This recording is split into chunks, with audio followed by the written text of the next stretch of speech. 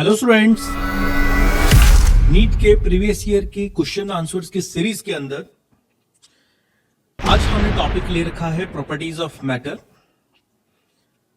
जिसके पार्ट 3 का first question है if A shop bubble expends the pressure inside the bubble क्या होगा। देखिए, किसी भी बबल के अंदर के प्रेशर की बात करें तो बबल के अंदर का प्रेशर होता है आउटसाइड प्रेशर प्लस 4T/R। अब क्वेश्चन कह रहा है बबल एक्सपैंड कर जाए तो इसका मतलब R बढ़ जाए, और अगर R बढ़ जाएगा तो प्रेशर जो होगा वो कम हो जाएगा। तो ऑप्शन नंबर 4 हमारे पास है decreases. Given below are the two statements, one labeled as assertion and other labeled as reason. Assertion हमारे पास है the stretching of a spring is determined by the shear modulus of material of the spring। बिल्कुल ठीक बात है, जब हम किसी भी स्प्रिंग को स्ट्रेच करते हैं तो उसका शेप बदल जाता है, और जब शेप बदल जाता है तो shear modulus के बारे में बात होती है। A coil spring of copper has a more tensile strength than a steel spring। ये गलत है, स्टील का टेंसाइल स्ट्रेंथ ज्यादा होता है, कॉपर का कम होता है। तो असर्जन ट्रू है बट रीजन फॉल्स है। सेकंड ऑप्शन यहां पे राइट आंसर होगा।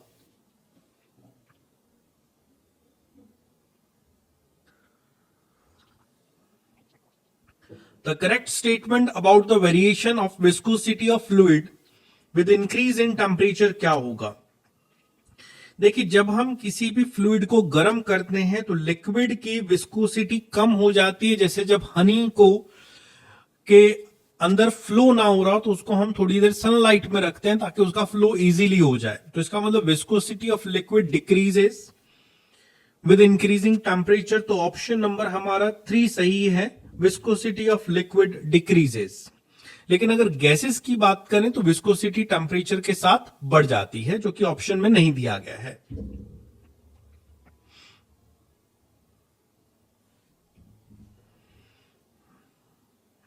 A fluid of density rho is flowing in a pipe of varying cross-sectional area as shown in the figure। ये देखिए, आपको एक लिक्विड में से यहां पे कोई लिक्विड मान लो इनलेट करता है और यहां पे वो लिक्विड आउटलेट करता है, तो यहां पे हमें बर्नौली इक्वेशन लगानी है।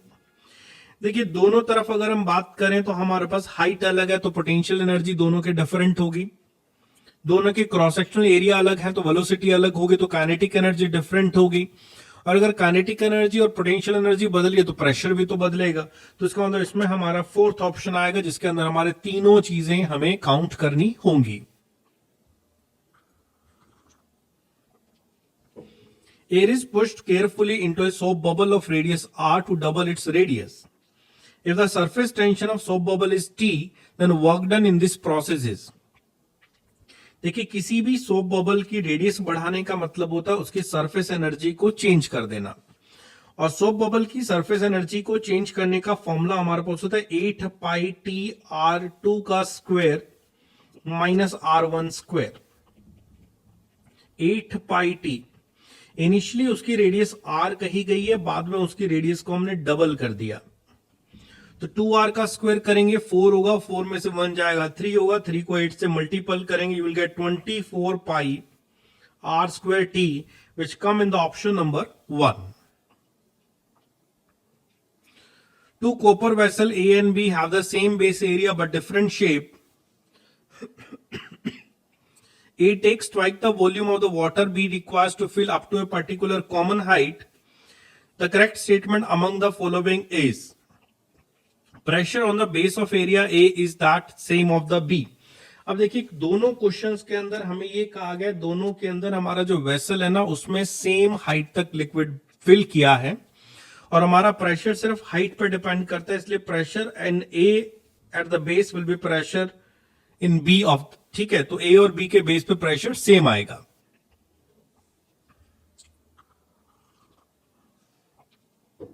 The terminal velocity of copper ball of radius 5 mm falling through a tank of oil at room temperature is this one। The viscosity of oil at room temperature is this one। The viscous drag force क्या होगा। देखिए, viscous drag force का एक spherical ball के लिए कभी कुछ लिखना है तो आपका फॉर्मूला होना चाहिए 6π eta RV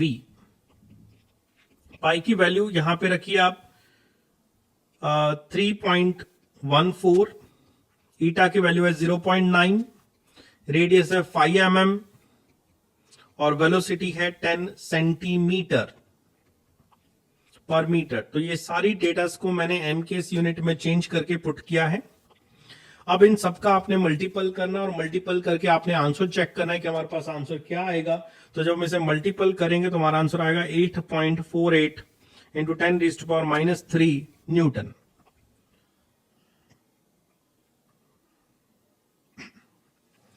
The amount of energy required to form a soap bubble of radius 2 cm from a soap solution is nearly।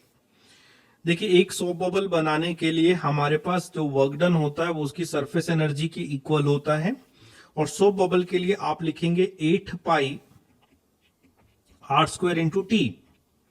पाई की वैल्यू अगर हम लेके चलें तो ये हमारे पास हो गया है 22/7, रेडियस की वैल्यू 2 सेंटीमीटर दी गई है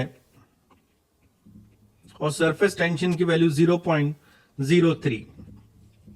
आपस में सारा डेटा अगर हम मल्टीपल करेंगे तो मल्टीपल करके हमें जो आंसर मिलेगा वो आंसर आपके पास होगा 3.01 into 10⁻⁻⁴ joule. The Venturi meter works on, Venturi meter is example of the Bernoulli's theorem, so it works on a Bernoulli theorem. Option number 1 is the right answer.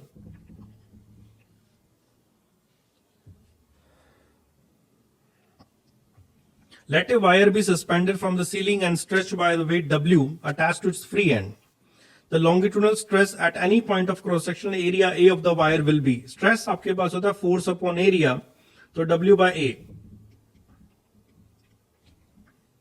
is the stress which come in the option number 1.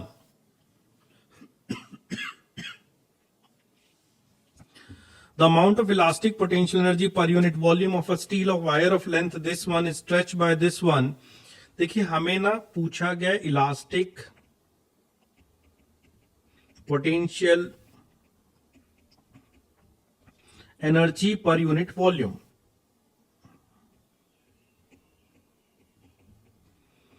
Per unit volume word आते ही इसका मतलब होता है energy density, जिसका formula होता है half into stress into strain. लेकिन इस क्वेश्चन में स्ट्रेस को कैलकुलेट करने के लिए फोर्स के बारे में बात नहीं करी गई है, और जब स्ट्रेस के बारे में बात नहीं करी जाए तो यंग्स मॉडुलस इंटू स्ट्रेन से स्ट्रेस को बदल दिया जाता है इंटू स्ट्रेन, और स्ट्रेन का मतलब आपके पास होता है change in length by original length. 2 बार आ रहा है इसलिए स्क्वायर किया, Young's modulus into half. Young's modulus की वैल्यू हमारे पास है 2 इंटू 10⁻11। डेल्टा एल आपके पास 1 mm है, 1 mm को मीटर में कन्वर्ट किया, एल की वैल्यू 100 सेंटीमीटर है जिसको हमने मीटर में कन्वर्ट किया का स्क्वायर होगा, और जब इसे सॉल्व करेंगे तो आपका आंसर जो बनेगा वो आंसर बनेगा 10⁵ joule per metre cube. Which of the following statement is not true? Coefficient of viscosity is a scalar quantity, सही बात है। Surface tension scalar quantity सही है। Pressure is a vector quantity गलत है, क्योंकि pressure एक unidirectional quantity है, इसलिए ये एक स्केलर है।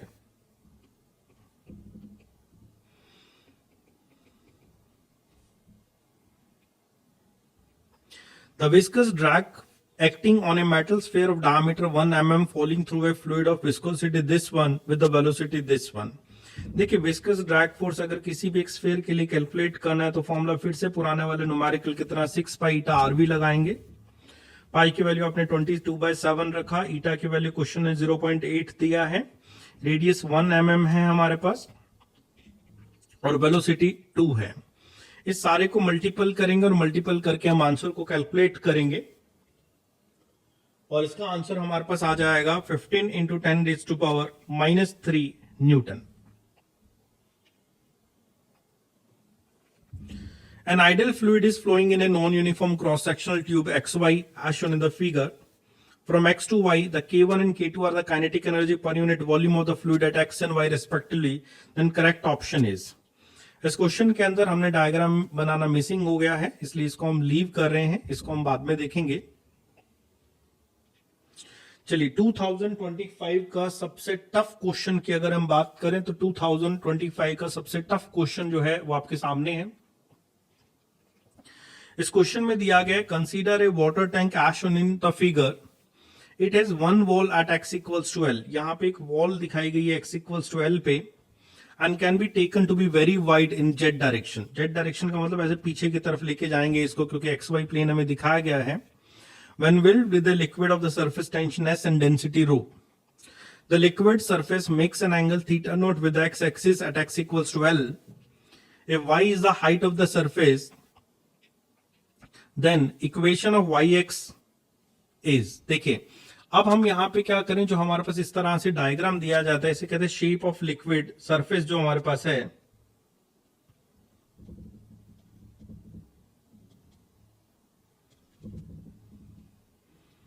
जो हमारे पास शेप ऑफ लिक्विड सरफेस जो दिया गया है, इसमें हमें क्या करना है, इसके हाइड्रोलिक प्रेशर को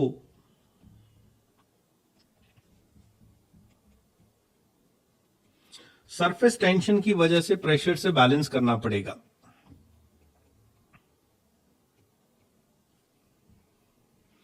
प्रेशर डिफरेंस अक्रॉस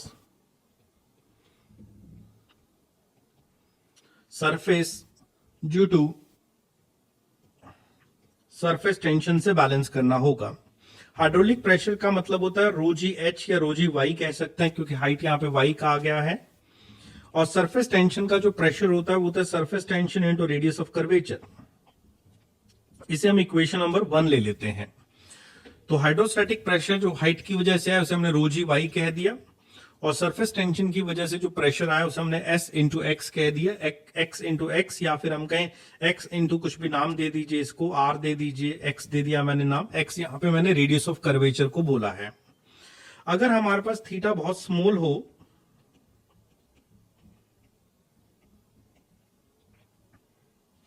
तो हमारा जो रेडियस ऑफ कर्वेचर होता है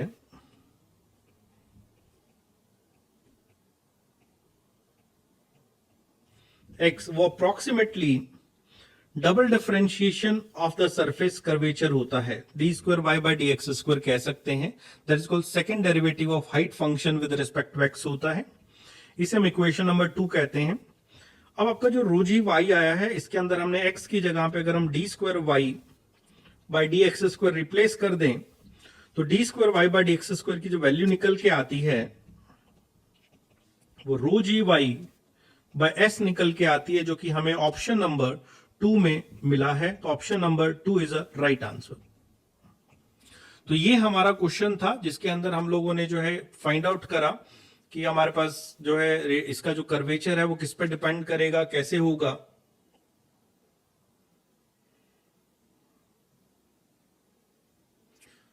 तो इस वीडियो में हम बस इतना ही ये लास्ट क्वेश्चन जो हमारे पास था, इसमें हमने ideal fluid is flowing in a non uniform cross section. इसका ट्यूब कुछ इस तरह का बना हुआ है, यहाँ पे कुछ इस तरह का ट्यूब है, और इसका यहाँ पे जाके क्रॉस सेक्शनल एरिया जो है यहाँ पे थोड़ा सा इंक्रीज किया गया है। ये हॉरिजॉन्टल लाइन है, इसका हाइट अलग है और इसका हाइट अलग है। ये x हो गया, ये y हो गया। अब क्वेश्चन कहता है an ideal fluid is flowing in a non-uniform cross-sectional tube XY as shown in the figure from end X to the end Y. K1 and K2 are the kinetic energy per unit volume of fluid at X and Y. Then the correct relation क्या होगा? तो देखिए X और Y के बीच में हमें यहाँ पे रिलेशन एस्टैब्लिश करना है। तो हम यहाँ पे कहते हैं कि यहाँ पे एरिया ऑफ क्रॉस सेक्शन कम है, एरिया ऑफ क्रॉस सेक्शन कम है तो वेलोसिटी ज्यादा होगी, और यहाँ पे एरिया ऑफ क्रॉस सेक्शन ज्यादा है तो इसका मतलब वेलोसिटी कम होगी। ठीक है, और अगर वेलोसिटी कम होगी तो इसका मतलब kinetic energy at 1 will be equal greater than kinetic energy 2, because area of cross section की वजह से velocity 1 will be greater than velocity 2। तो इसका आंसर अगर हम बात करें तो option number 3 is a right answer. I hope आपको ये वीडियोस पसंद आया हो। अगर आपको ये वीडियो पसंद आया हो, आपको हमारे एक्सप्लेन किए हुए क्वेश्चन आपको समझ आए हो, तो प्लीज इस चैनल को सब्सक्राइब करना ना भूलें और अपने दोस्तों को ज्यादा से ज्यादा शेयर करें। Thank you so much.